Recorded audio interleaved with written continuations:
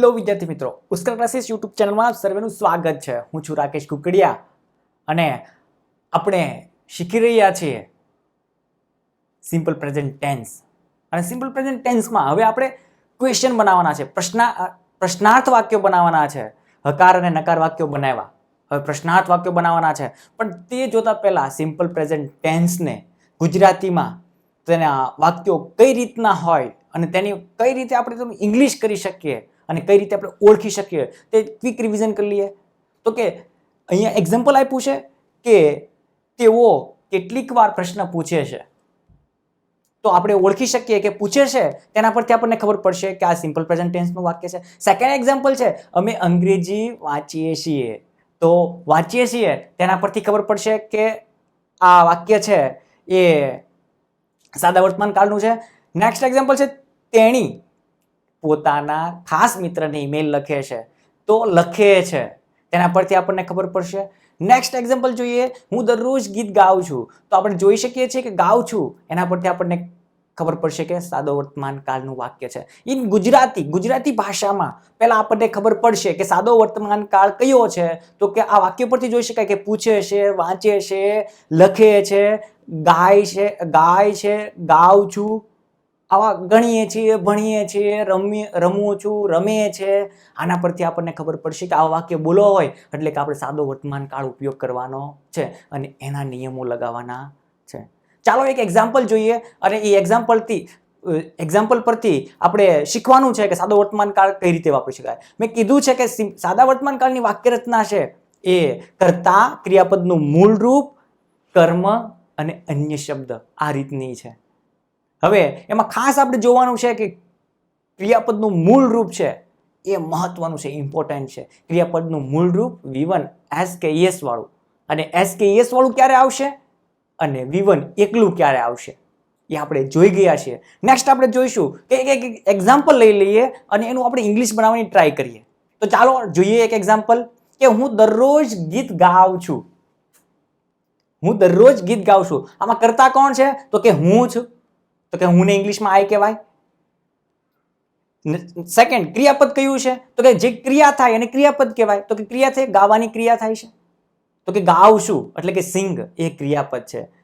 Next કર્મ શું છે, તો કે ગીત. શું ગાય છે, તો કે ગીત ગાય છે, તો ગીત છે એ કર્મ છે, તો કે સોંગ ઇંગ્લિશમાં કહી શકાય. તમે જોઈ શકો છો ડિસ્પ્લે પર. અને અન્ય શબ્દ શું છે, અધર વર્ડ્સ. તો અધર વર્ડ્સ છે એવરીડે, દરરોજ. આખું વાક્ય બનશે આઈ સિંગ સોંગ એવરી ડે. આઈ સિંગ સોંગ એવરી ડે. આઈ છે એટલે સિંગ એકલું આવ્યું છે, એસકેએસ લાગ્યો નથી. તમે જોઈ શકો છો. આવી રીતના બધા જ વાક્યો બનાવી શકાય અને ગમે એવું ગુજરાતી હોય એનું ઇંગ્લિશ સાદા વર્તમાન કાળમાં બનાવી શકાય છે. ચાલો એક્ઝામ્પલ જોઈએ કે અહીંયા એક્ઝામ્પલ, તેઓ કેટલીક વાર પ્રશ્ન પૂછે છે, આપણે જોઈએ એ પ્રમાણે તો એનો ઇંગ્લિશ બનાવતા જોઈએ કે sometimes they ask question. Next example જોઈએ, અમે અંગ્રેજી વાંચીએ છીએ એવું ખબર પડી ગઈ સાદો વર્તમાન કાળ છે, તો આપણે કઈ રીતે બનાવી શકીએ, તો કે વી સ્પીક ઇંગ્લિશ. નેક્સ્ટ જોઈએ તો કે તેણી તેના ખાસ મિત્રને ઈમેલ લખે છે. તેણી એટલે શી, ઈમેલ એટલે ઈમેલ, પત્ર, એન્ડ ક્રિયા છે લખવાની, તો કે રાઇટ્સ, તો કે she writes an email to her best friend. અહીંયા ખાસ જોવાનું છે કે પહેલા બે વાક્ય હતા, ધે અને ધે વાળું હતું અને વી વાળું હતું. નેક્સ્ટ વાક્ય છે રાઇટ વાળું, શી વાળું, તો એમાં શું આવશે, રાઇટ. બાકીના બેમાં ક્રિયાપદના મૂળ રૂપ આવશે. તો ચાલો નેક્સ્ટ આપણે જોઈએ તો કે ઇન્ટ્રોગેટિવ સેન્ટેન્સ, પ્રશ્નાર્થ વાક્ય. હવે આપણે સિમ્પલ વાક્ય બનાવતા શીખી ગયા, નેગેટિવ બનાવતા શીખી ગયા, તો હવે પ્રશ્નાર્થ વાક્ય કઈ રીતે બનાવી શકાય તે જોઈએ. તો ચાલો સ્ટાર્ટ કરીએ. તો કે પ્રશ્નાર્થ વાક્ય છે એ બે પ્રકારના હોય છે, એક વિધાઉટ WH અને એક વિથ WH. તો આજે આપણે શીખવાનું છે કે in this lecture we learn about without WH, એટલે કે WH વગરના વાક્યો છે. ખાલી કન્ફોર્મલ ક્વેશ્ચન કહેવાય, હા યા નામાં જવાબ આવે તેનો. અને તેમાં શું આવશે સાદા વર્તમાન કાળમાં, તો કે ડુ અને ડઝ. ડુ એટલે ક્યારે વાપરવાનું છે, ડઝ ક્યારે વાપરવાનું છે, તેની સેન્ટેન્સ પેટર્ન કઈ રીતની છે તે ચાલો જોઈએ. પણ WH ક્વેશ્ચન છે એ કેટલા હોય, કઈ રીતના હોય એ આપણે નેક્સ્ટ વિડીયોમાં જોઈશું, પણ અત્યારે તમને ડિસ્પ્લેમાં બતાવું છું કે એટલા WH2 હોય છે, WH વાળા પ્રશ્નો હોય છે.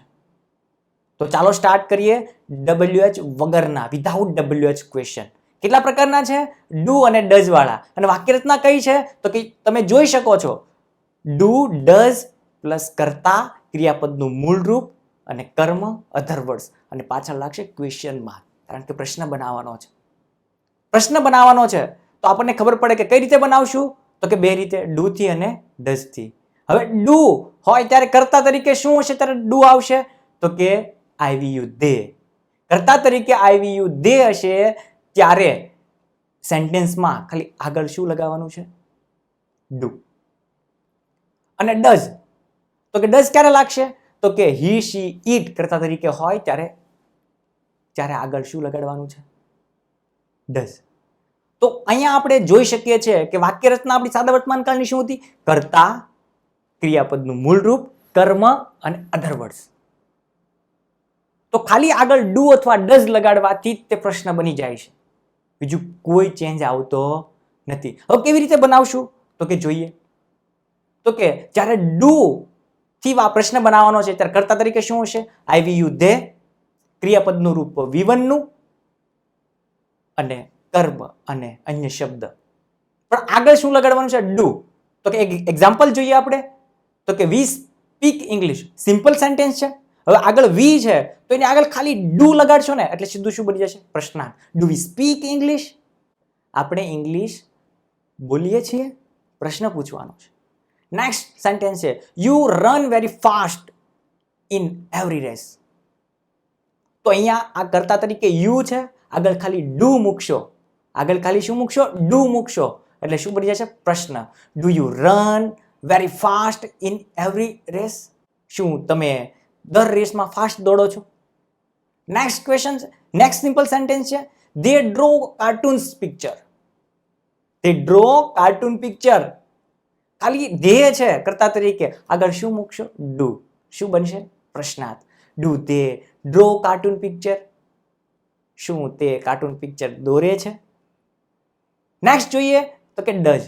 ડઝ હોય તો તમને ખબર જ છે કે હી શી ઇટ, V1 SKES વાળું અને ઓબ્જેક્ટ અધર વર્ડ્સ. તો આગળ શું મૂકવાનું છે? ડઝ, અને V1 માંથી SKES કાઢી લેવાનો છે, કારણ કે આગળ ડુ આવે પણ અહીંયા ડઝ આવ્યું છે, ES ઓલરેડી તેને લાગી ગયો છે. ચલો જોઈએ એક્ઝામ્પલ, તો કે ચિન્ટુ નોઝ ગુજરાતી. ચિન્ટુ શેમાં આવે? હીમાં. હી હોય તો આગળ શું લગાડવાનું છે? ડઝ. તો નોઝ માંથી એસ ક્યાં કરવાનો છે? કાઢી નાખવાનો છે. તો ખબર પડી આપણને કે does Chintu know Gujarati? Does Chintu know, knows નું નો થઈ ગયું. You can see here knows નું નો થઈ ગયું છે. નેક્સ્ટ એક્ઝામ્પલ જોઈએ કે she washes clothes every morning. તેણી દરરોજ સવારે કપડાં ધોવે છે. હવે આપણે પ્રશ્ન પૂછવો છે, શું તેણી દરરોજ સવારે કપડાં ધોવે છે? તો આગળ શું લાગશે? ડઝ. પણ વોશિસમાં ES લાગ્યો છે, ક્રિયાપદને ES લાગ્યો છે. ES આપણે શું કરવાનો છે? કાઢી નાખવાનો છે ને આગળ ડુ ને, એટલે કે ડઝ બનાવવાનું છે. You can see here does she wash clothes every morning? શું તેણી દરરોજ કપડાં ધોવે છે? નેક્સ્ટ ક્વેશ્ચન છે it roars very hard in the zoo. It એટલે કોઈ એનિમલ હોઈ શકે. હી શી ઈટ સાથે આપણે ડઝ લગાડવાનું છે, આગળ શું મૂકશું? ડઝ. અને રોર્સ માંથી એસ કાઢી નાખશું એટલે શું થઈ જશે? Roar. Does it roar very hard in the zoo? You can see here the example of do and does. તો આ હતા. હવે આપણે ઇન્ટિગ્રેટિવ ક્વેશ્ચન છે એના ગુજરાતી, સીધું ડાયરેક્ટ ગુજરાતીનું ઇંગ્લિશ કઈ રીતે બનાવી શકાય, તો એના એક્ઝામ્પલ જોઈશું કે ગુજરાતીમાંથી ઇંગ્લિશ કઈ રીતે બનાવવું. તો you can see here example of do does with question. તો કે શું તમે ચા પીવો છો? હવે શું ડાયરેક્ટલી આપણે માઇન્ડમાં આવ્યું કે પીવો છો તો એ કયો કાળ થયો? સાદો વર્તમાન કાળ. સાદો વર્તમાન કાળ આગળ શું લગાડવાનું? ડુ ડઝ, કારણ કે WH ક્વેશ્ચન છે નહીં. WH ક્વેશ્ચન હોય ને તો આન્સર સ્પેસિફિક હોય, હાયા નામાં હશે નહીં. સાદા વર્તમાન કાળમાં હાયા નામાં જવાબ દેવો હોય તો ડુ ડઝ થી ક્વેશ્ચન બનાવવો પડે. That's it, final. ઓકે, તો શું તમે ચા પીવો છો? એનો જવાબ શેમાં આવશે? હાયા નામાં. તો તમે શેનાથી બનાવશો? ડુ અથવા ડઝ થી ક્વેશ્ચન બનાવશો.